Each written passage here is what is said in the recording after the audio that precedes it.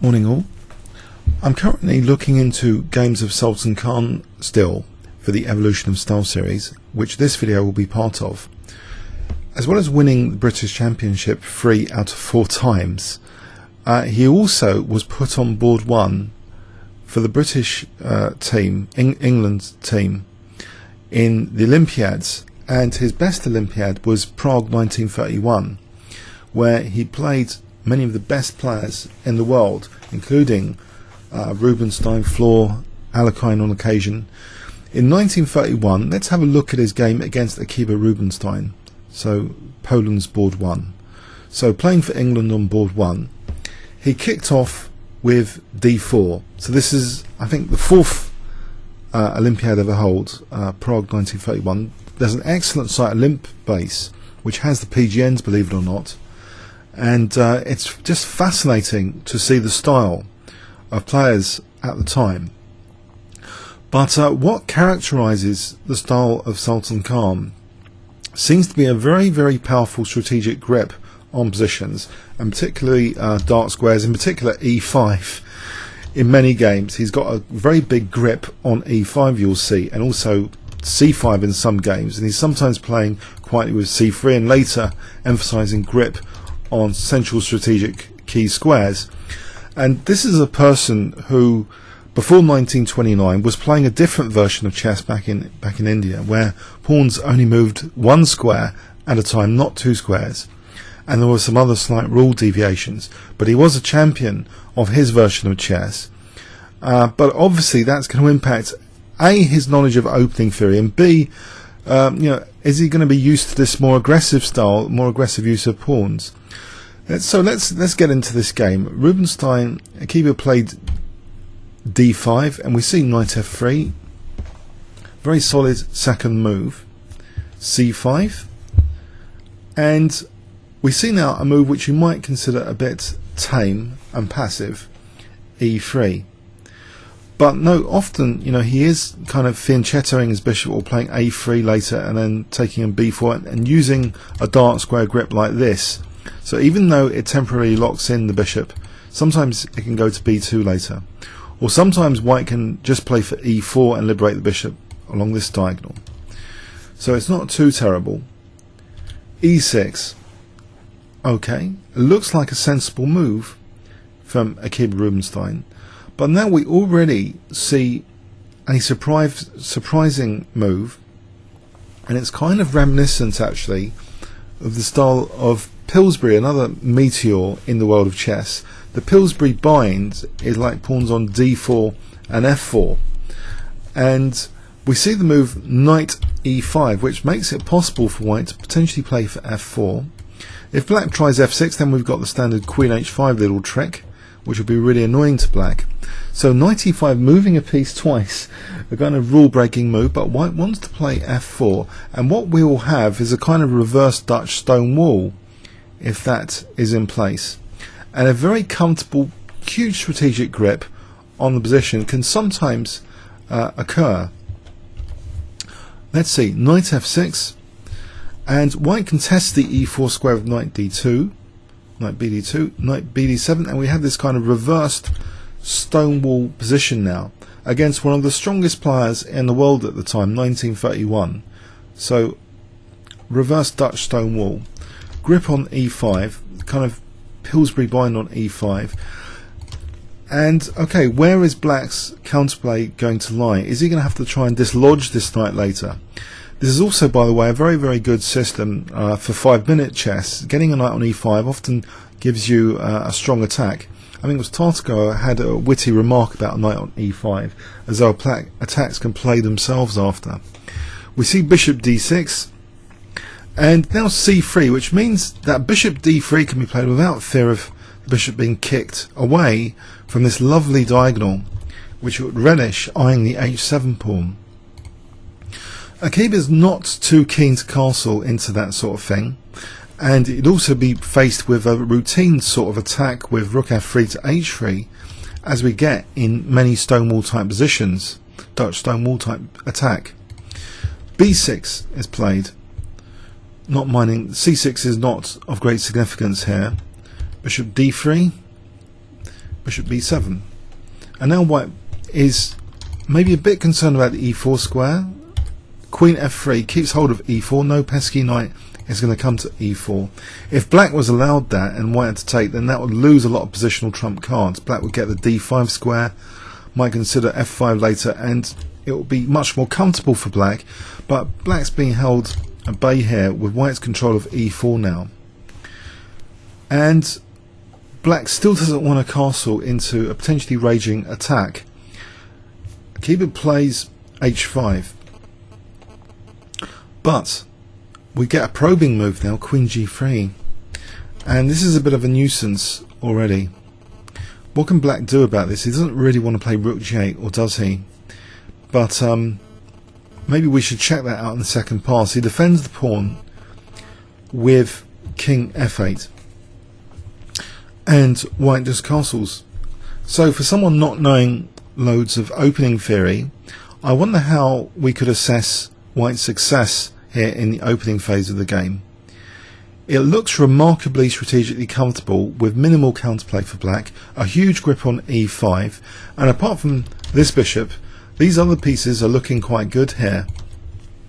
The rook is naturally developed on f1 with this f4 grip on e5. Okay, we see the move h4 now, extending the scope of this rook rather naturally, it seems, from one perspective anyway. Queen h3. Okay, rook c8, and now this other knight comes to join in, and now there's the g5 square, which of course, a downside of black playing like this is that g5 can be used with ease without any fear of being kicked away. We see now Akiba trying knight e4. And now, okay, he is contesting g5 like this, and white doesn't really want to take it, extending the scope of the bishop here. White plays bishop d2, offering the dark square bishop, but if it's not taken, then maybe, just maybe, bishop e1 is looking particularly dangerous for this h4 pawn. Okay, so it's actually taken off here. So knight takes d2 and knight f6. Again, it looks as though black has got his own good strategic grip on the position, in particular the e4 square. But look, no problem piece, gone. All of white's pieces fit in well with the pawn structure. The light square bishop fits in well with the dark square pawns. It's a kind of dream stone wall attack position where you've got rid of your problem piece. And you've also got access to g5 here to attack f7 and threaten all sorts of nasty things. So knight df3, and here it would seem perhaps unwise to consider knight e4 now, because maybe taking a knight g5, and we're on f7, and to make matters worse, any taking here, well, the f file would be a disaster. If we have a quick, just quick peek of that now. This looks unpleasant. No f6 because of knight e6. Check. And if we take here,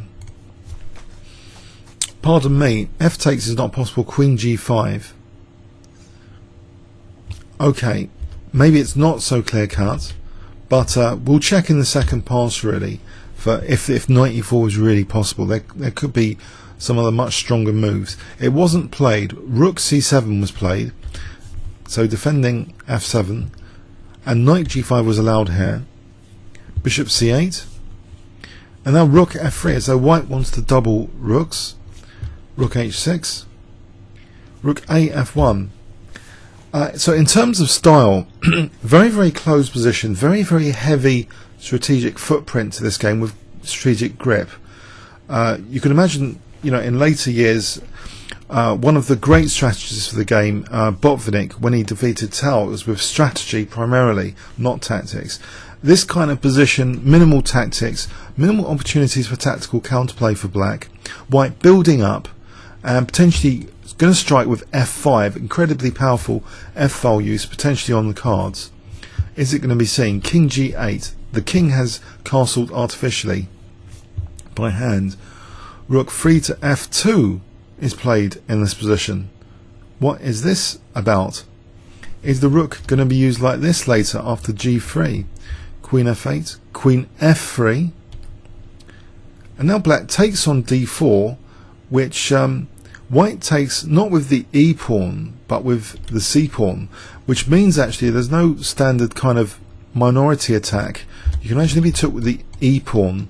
There might be later an impending minority attack with B4 to strike at this pawn, but it's taken away as a target with C takes D4, so that's one benefit here. G6, and now we see with this arrangement of the rook here, we see now its potential. G4 now.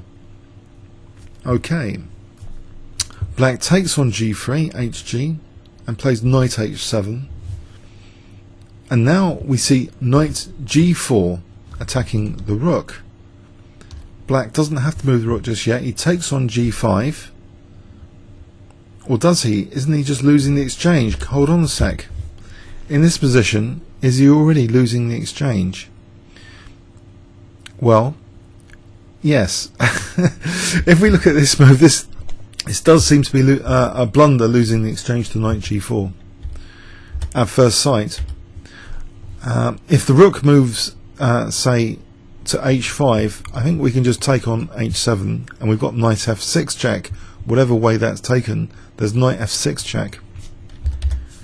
So black is losing the exchange. Whoops. Okay, so knight takes G5. Okay, but is it for a pawn here? Yes. Okay, so queen takes G5 with F7 defended for the moment. So king G2. And we see E5. Okay, queen F6, getting the queens off forcibly. He's attacking the bishop here, which will be attacking the queen. So the queens come off. So he's just won the exchange from basically a reverse Dutch stone wall. Bishop B1, keeping an eye of the C2 square. Okay, and now the rooks come to the queen side to contest that C file. Bishop A2 eyeing D5. Bishop B3. Okay, the rook infiltrates. And then we see bishop D1.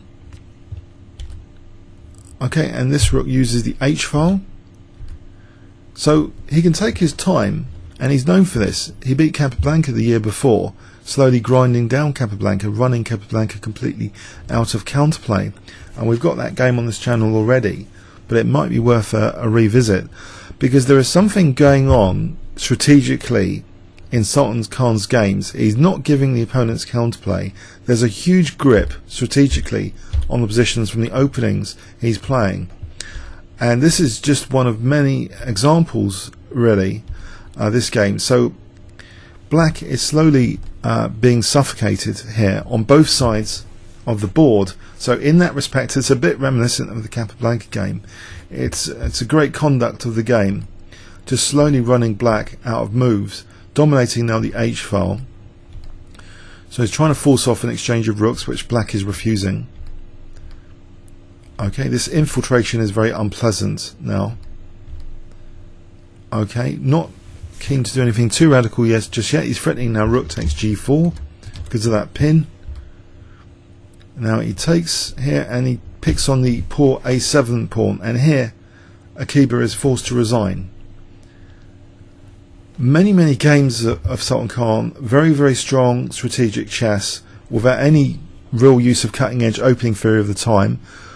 And you know, he's only just started on Western chess. Before 1929, he was playing a different version of the game. So let's just look at this game again and see what a modern engine thinks of the opening. It seems entirely logical, if you think about it, to aim for a reverse Dutch stone wall. So these moves, knight f3, although it doesn't seem aggressive, it's got an aggressive intent of getting a reverse Dutch stone wall here with knight e5.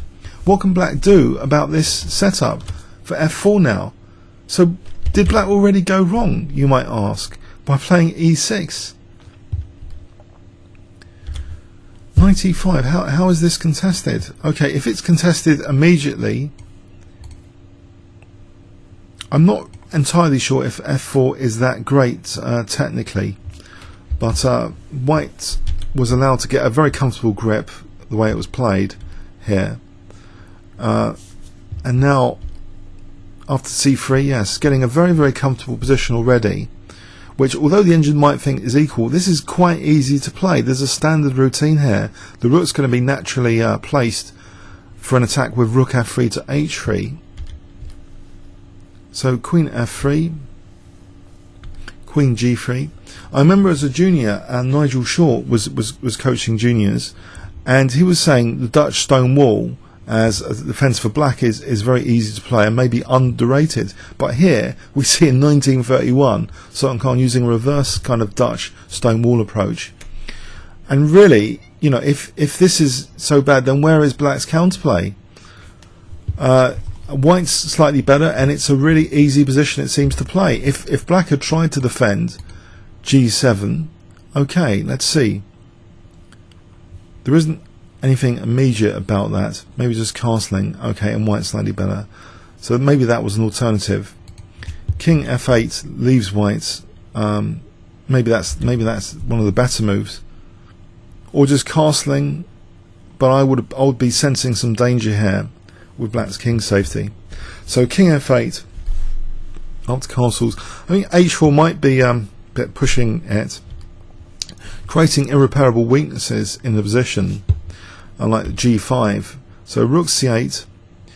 Apparently, did you see that evaluation swing on rook c8? It looks like a fairly natural move.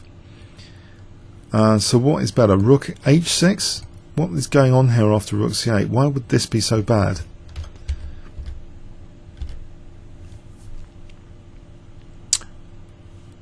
It seems, well, knight df3, what is the actual threat? Knight takes f7, I see. Knight takes f7, and knight g5 is now threatened. So if black had played a more accurate move like rook h6, perhaps that isn't such a threat here, if we look at the threat analysis. Knight g5, but not knight takes f7, potentially. I think because the rook might be assisting, protecting e6 here. There's some slight nuance here being picked up. For rook c8, so we see knight df3 and the move knight e4. Okay, now possibly he did miss an attacking opportunity. He has got this f file set up with this dangerous looking rook on f1. Would it actually have been possible to play f5 out of interest?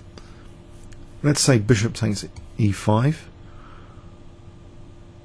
And here, a stronger move than taking the bishop apparently is taking here. If black takes here, king takes. And it's a fairly dangerous attack. It looks as though it looks good for white. That e5 square now looks good. So anyway, back in the game. After knight e4, the more passive bishop d2, which probably goes back to being about equal. But white surely is threatening bishop e1 here. Is one of the threats to target h4. Okay, and that's taken off, which might not have been black's best. Again, this rook h6 idea. What is the actual? Is black actually threatening with something with rook h6? Just king g8, and where is the rook moving after that? Trying to determine this. It's not so clear how the rook is being used after that, but just the idea of king g8 then. And the black king looks safe. I think it's just safeguarding e6. So anyway, in the game, maybe black didn't help his own king safety with knight takes d2. If he didn't need to move that knight from e4, it was quite useful there, surely. Knight f6, and white hasn't got any problem pieces here, and does seem to be, from an engine point of view, significantly better. Knight df3, rook c7. In fact, this reminds me, in one of the London Classics, we a couple of years back in the FIDE Open, I think Grandmaster Conquest was beaten by someone using a similar kind of stone wall type position like this. It can be devoid of tactical opportunities, so maybe it's sometimes good to play against higher rated or more tactically dangerous opponent. This kind of very closed position. And what is white actually threatening that? I think it's knight takes f7 for knight e6. If we did a threat analysis here, knight e takes f7, rook takes the knight e6, forking king and queen. So that's why this awkward defensive move is played here, bishop c8. But even so, apparently tactically this is still quite interesting. Knight G takes F7, Rook takes, Knight G6. Was this an opportunity missed? Can take on H4 now. Can use that pin now. Engines love this sort of stuff with king safety. Bishop G6. Now threatening Queen H8, and white would be significantly better here. So bringing in more attack, and it looks as though it's pretty dangerous, this kind of scenario. Indeed. If we follow this through, so that was interesting. That maybe this sort of position could be got to quite forcibly. But let's go back. So Rook F3, quieter, keeping the tension, and now doubling. So finally that Rook H6 was being made use of, but white's still better. And these knights are very difficult to dislodge. It's just the whole strategic grip on the position is very, very impressive. And talking, by the way, I mentioned Botvinnik. He was also sometimes a fan of the Dutch Stonewall, and so was Rubinstein. So there is an impressive grip on the position, which makes white virtually these unassailable knights, but also no minority attack for black here. After C takes D4, pardon me, G6, and then we see G4, black taking. Okay, and now this loses the exchange. Looks like a blunder, just losing the exchange. So if black had tried, okay, let's try a more energetic pawn sack. It seems to be a pawn sack. So we'll take this, take here. We'll play F5. Could black have survived? Possibly. It looks better than the game to sacrifice a pawn like this. There's some opportunities here for black. Black's got a little bit of counterplay. But yeah, the way he played it, so by not sacrificing a pawn at the right time, he's just losing the exchange now with knight h7. It looks like a clear blunder. If he plays something like rook e7, so not sacrificing a pawn, how could white proceed? Let's have a look. Rook c2 as an example. This rook could come here. Maybe rook h2 is the threat now. So queen g7, let's go with rook h2. And it's dangerous along that h file maybe. The threat here I think might be taking on f7. Okay, it's starting to look dangerous. Let's give black a6 as an example. Rook takes, queen takes, use this h file. Now nifty queen h1, threatening all sorts of things. And it looks as though white's attack is really crashing through here quite brutally, potentially. So that kind of use of the h file is a nice example of what can go wrong here for black. But maybe that could help explain a little bit of the panic going on, that might potentially, if he moves the rook away from there, that doesn't look like a sensible idea really, because of this rook c2 in general. But more specifically, to use that both rooks on the second to challenge this defensive rook is more dangerous for black's king safety. If black doesn't play rook e7, well, he hasn't got that many moves available. Say, rook h5. Let's have a look at this. Knight e takes f7. Bishop g6. That's embarrassing. It just shows it's hard to play this kind of position against what is basically essentially a Dutch stonewall in reverse. Whoops. King takes. And white's doing very well there as well. So it's a difficult position, and that might help explain the blunder of the exchange. And after that, it's a little bit easier for white, but he plays very nicely as well. Queen f6, getting off queens, keeps control of the c2 square. So black's counterplay is managed. The rooks are making a slow infiltration, and so is the bishop returning back. It's flexible there on d1. The rook using the h file now. Okay, so the bishop now probing these sensitive light squares. The bishop can be used to control c8 soon to stop any rook coming to c8. And also now preparing rook. See, if the bishop's eyeing c8 at the moment. Pardon me. So at the moment, now rook h8 without rook c8, because that bishop is stopping that use of c8. So it starts to get a bit worse. That now c8 can be used finally from white, and at leisure. Okay, so now in fact not needed. Rook a8.